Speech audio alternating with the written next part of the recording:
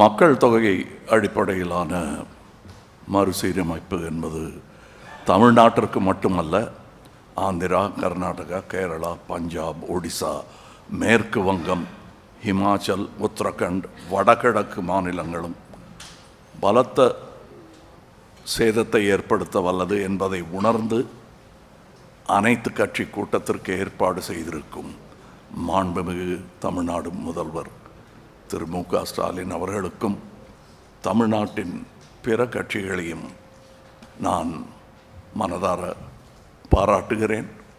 எந்த தேவையும் இன்றி பாராளுமன்ற தொகுதி மறுசீரமைப்பு எனும் பேச்சை யார் கிளப்புகிறார்கள், எந்த நேரத்தில் பேசுகிறார்கள், எதற்காக பேசுகிறார்கள் என்பதும் கவனத்திற்குரியது.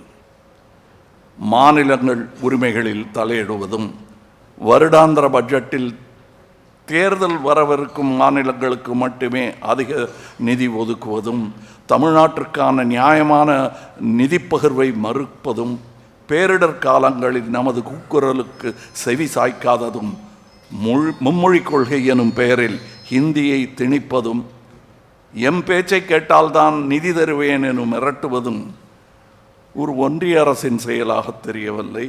இன்றல்ல, நாளை அல்ல, எப்போதுமே பாராளுமன்ற உறுப்பினர்களின் எண்ணிக்கையில் எந்த மாற்றமும் கொண்டு வராமல் இருப்பதே ஜனநாயகத்தையும் கூட்டாட்சியையும் இந்தியாவின் பன்முகத்தன்மையும் காக்கும் என்பதே ஒரு இந்தியனாகவும் தமிழனாகவும் மக்கள் நீதி மையத்தின் சார்பாகவும் வலியுறுத்துகிறேன்.